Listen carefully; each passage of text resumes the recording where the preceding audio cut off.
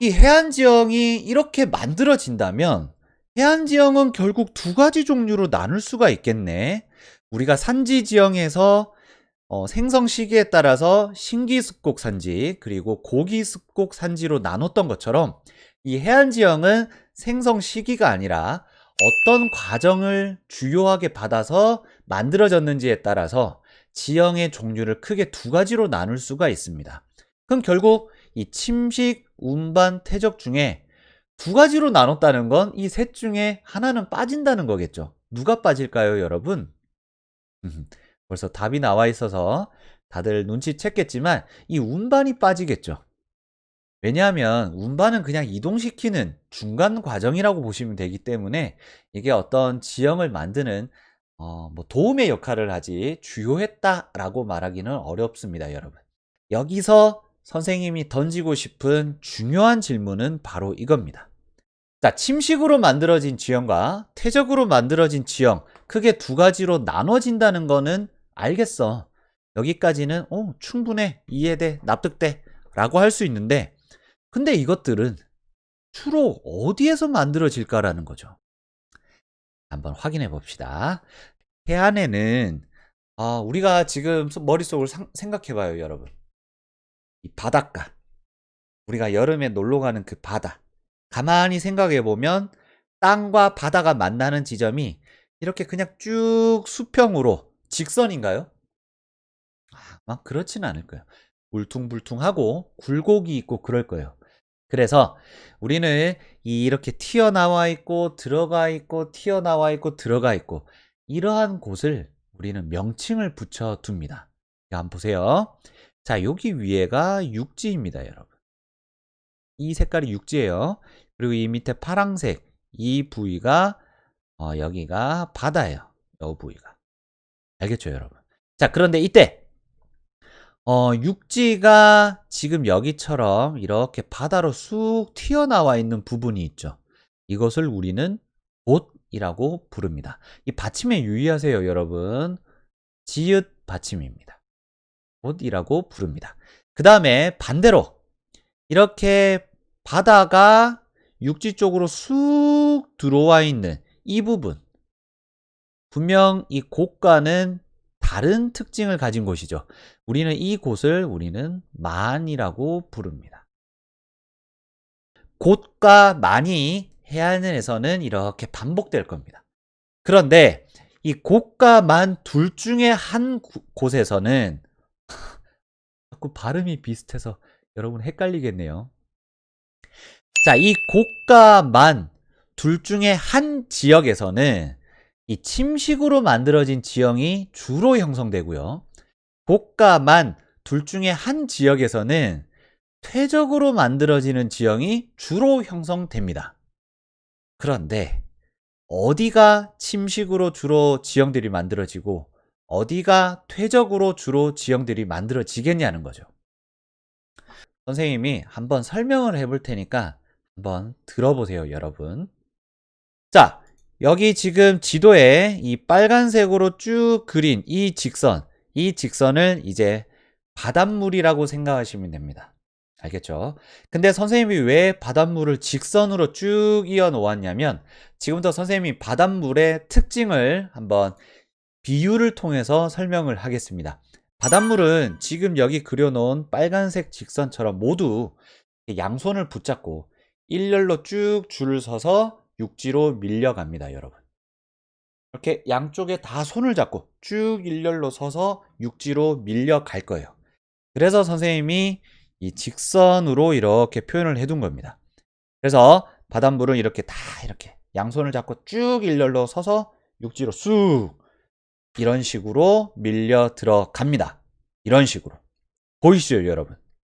자, 그런데 이때 이제 문제가 생기죠.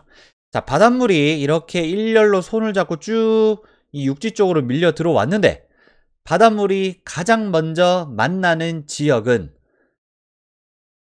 곶입니까? 아니면 만입니까?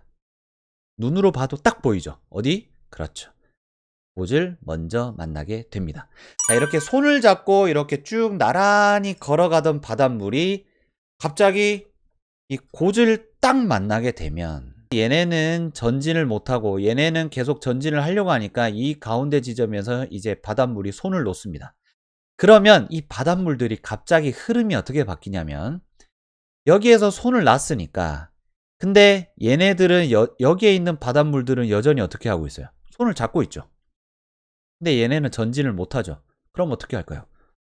양 사이드에 옆에 친구가 있는데 손을 잡고 가다가 선생님 바로 앞에 고지예요. 근데 나는 이렇게 가려고 했더니 고지 가로막고 있어. 하지만 옆에 있는 친구랑 나는 손을 잡고 있어. 그럼 옆에 있는 친구들은 어떻게 할까요? 난 계속 손 잡고 있으니까. 이 친구들은 앞으로 가지만 나는 손을 잡고 있으니까 이 친구들은 요렇게 가운데로 모이겠죠. 이해가 되나요, 여러분? 손잡고 일렬로 가다가 나는 더 이상 여기서 전진 불가, 이 친구들은 더 전진.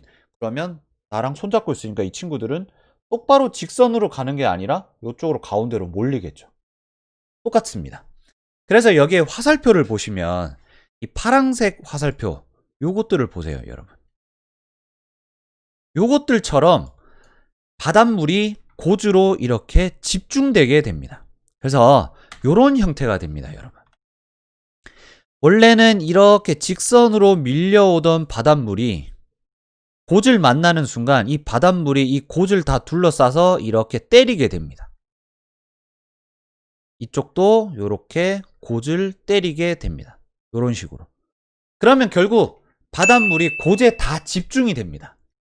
이 고주로 바닷물이 다 집중이 되고 상대적으로 많은 약하게 들어가게 됩니다. 알겠나요, 여러분? 자, 이런 특징을 가진다고 봤을 때 어디가 고가, 만 중에서 어디가 과연 더 바닷물에 의해서 육지가 깎여 나가기 쉬웠을까요, 여러분? 가만히 생각해 봐요. 바닷물의 힘이 더 센 곳이 아무래도 육지를 깎아내기에 더 편할 것이고 바닷물의 힘이 약한 곳이 결국에 그곳에 무언가를 쌓아놓게 되겠죠. 그래서 결국 이 고제선은 침식이 활발하게 됩니다. 그래서 침식으로 만들어진 지형은 주로 고대에서 만들어집니다. 그럼 반대로 퇴적으로 만들어진 지형은 주로 어디에 있느냐? 만에서 형성되게 됩니다. 알겠죠, 여러분? 자, 이 사진은 실제 모습인데 여기서 고가 만이 어디 있는지 딱 눈에 띄죠, 여러분? 육지가 바다 쪽으로 튀어나와 있는 곳이 곶, 그 다음에 바다가 육지 쪽으로 쑥 들어가 있는 곳이 만. 자, 그러면 바로 여기가 그리고 여기 두 가지 포인트 중에 어디가 곶? 그렇지. 바로 여기가 고지 될 거고 그 다음에 바로 여기가 만이 되겠죠. 이런 식으로 고가 만. 그래서 파도는 이 고주로 이렇게 몰려서 때리게 되고 이쪽으로는 약한 파도가 흐물흐물하게 흘러가겠죠. 자, 좋습니다. 자, 그럼 이제 두 번째 주제로 넘어가서 침식으로 형성되는 해안 지형을 한번 살펴보겠습니다.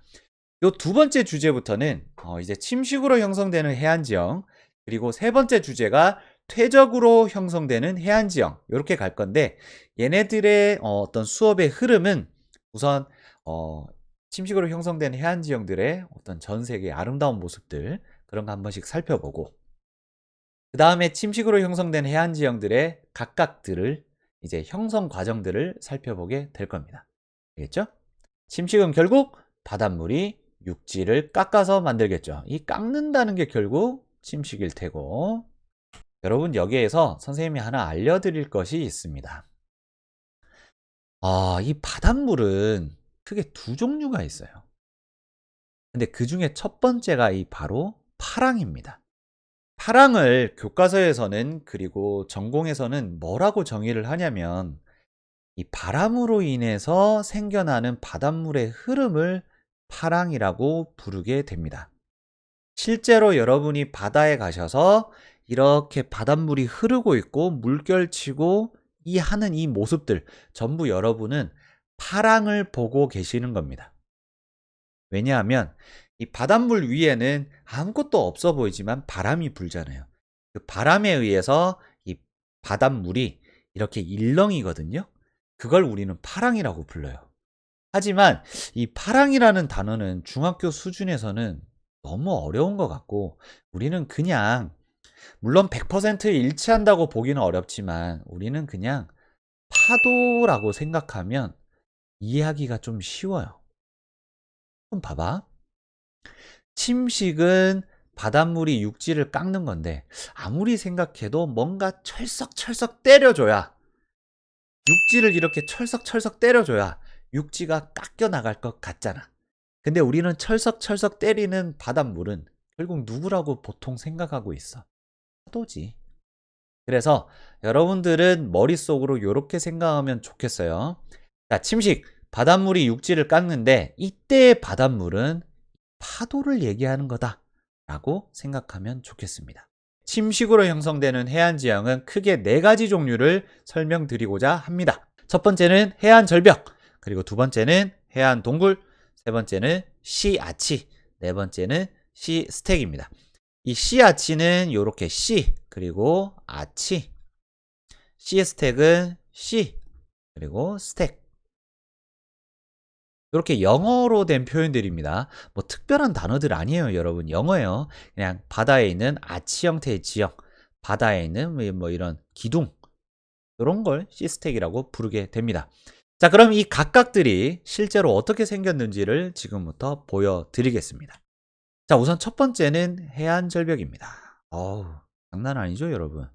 여기에서 지금 우리가 그냥 화면에 비치는 사진으로 보니까 이게 대체 얼마나 큰 건지 여러분들이 감이 안 올 수가 있는데 여기 자세히 보시면 여기 요렇게 자세히 보시면 요만하게 집들이 있습니다. 이게 집이에요. 그럼 이게 얼마나 높은지 알겠죠, 여러분? 이 높이가 어마어마합니다. 그냥 여기 위에서 사람이 이러고 요 밑을 내려다보면 거의 이건 낭떠러집니다, 여러분. 떨어지면 죽습니다. 뭐 바다니까 뭐 살 것 아유, 죽습니다, 여러분. 엄청나게 높습니다. 이 스케일이 어마어마하죠. 자, 이처럼 이렇게 바닷가에 있는 해안 지역에 있는 이런 절벽, 이 절벽들, 이러한 지형들을 우린 해안 절벽이라고 부릅니다. 자, 그 다음 해안 동굴입니다. 뭐 해안 동굴은 굳이 설명드리지 않더라도 바닷가에 있는 동굴이겠죠. 여기처럼 이런 동굴 보이시죠, 여러분? 그 다음에 요거.